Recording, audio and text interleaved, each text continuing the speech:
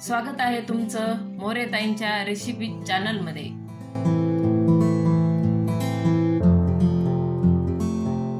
राम राम मंडळी।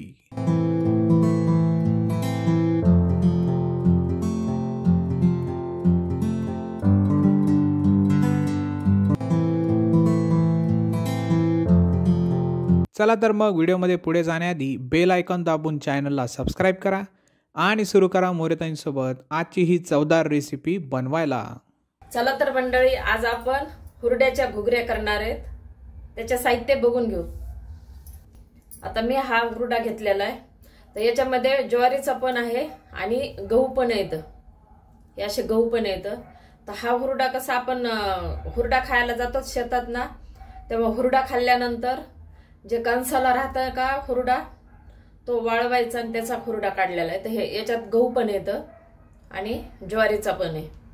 हे कवळा हुरडा आपण खातो का, तो वाळून मग मी तयार केलेला आहे घरच्या शेतातला, तो आपण घेतलाय। आणि हे हरभरे, तर हे पण गावरान आहेत, घरच्या शेतातले, ते पण ते टाकणार आहे आपण त्याच्यामध्ये। शेंगदाणे पण टाकणार आहे आणि थोडे जिरे, लसण आणि मीठ आणि तेल, बस एवढंच लागणारे साहित्य, जास्त नाही। पण अगदी पौष्टिक आहे हुरडा हा। आणि उन्हाळ्यात तर आम्ही चांगले बऱ्याच वेळा करतो आणि खातो।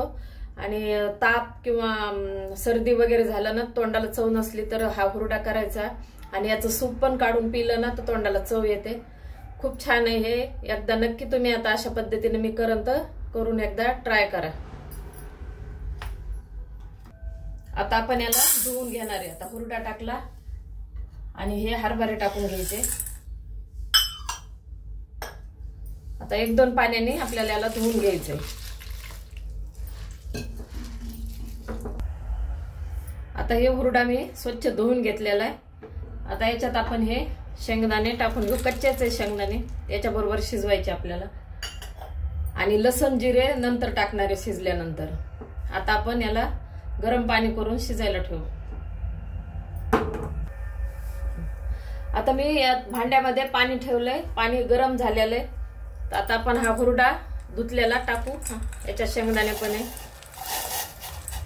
कुकरमध्ये पण हे शिजू शकता, पटकन होते, पण मी ह्या भांड्यामध्ये शिजवायले, याची चव वेगळीच म्हणजे छान लागते। कुकरच्या शिट्ट्या घेऊन हे करण्यापेक्षा मला थोडा वेळ आहे, तर मी याच्यात शिजायले। घाई असेल तर कुकरमध्ये शिजवायचं। आता आपण याला झाकण ठेवून शिजून घेऊ।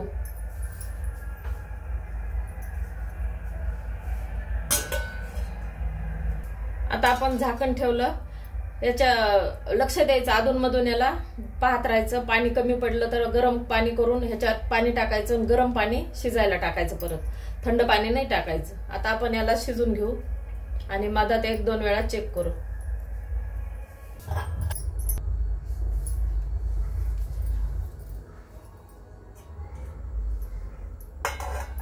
घुगरे आपले आता शिजलेले आहेत। आपण आता याला फोडणी देणार आहे। हे असे दाबून बघायचे, मऊसूत शिजल्यात।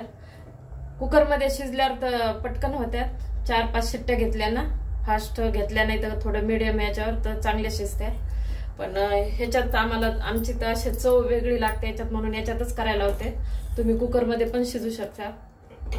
आता आपण याला उतरून घेऊ। आता आपण कढई ठेवली गॅसवर आणि तेल टाकणार आहे, थोडंच टाकायचं तेल। आणि याच्यात तिखट वगैरे काही नाही, फक्त लसण आणि जिरे घेतलेला मी, ते कुटून घेतलाय थोडा जाडसर, आणि मीठ आणि हळद टाकणार आहे। तेल गरम झालेले, हे असं जाड कुटून घेतलंय मी, ते टाकून घेते आता लसण जिरे। आणि जास्त करपू द्यायचा नाहीये, करपल्यावर चव चांगली लागत नाही, थोडंच परतायचंय। याच्यामध्येच आपल्याला हळद टाकायची।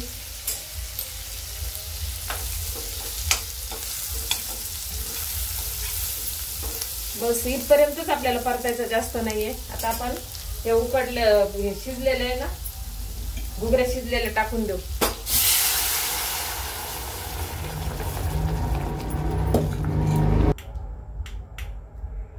आपण आता चवीनुसार मीठ टाकून घेऊ।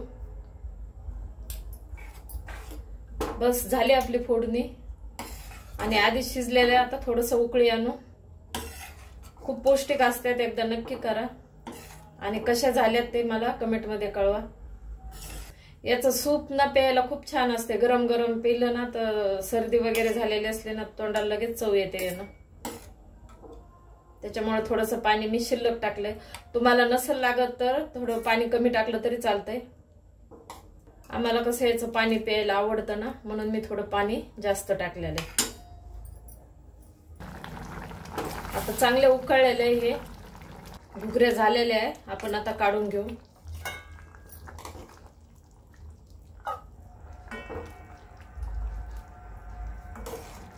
अशा प्रकारे हुरड्याच्या घुगऱ्या तयार आहे. एकदा नक्की ट्राय करा आणि कमेंटमध्ये कळवा. तुम्हाला हा व्हिडिओ आवडला असेल तर लाईक करा आणि अशाच प्रकारच्या चवदार आणि चमचमीत रेसिपीसाठी सबस्क्राईब करा आणि कमेंटमध्ये कळवा तुम्हाला कोणत्या रेसिपीज बघायला आवडतील. पुन्हा भेटूया एका नवीन रेसिपीसह एका नवीन व्हिडिओमध्ये. धन्यवाद.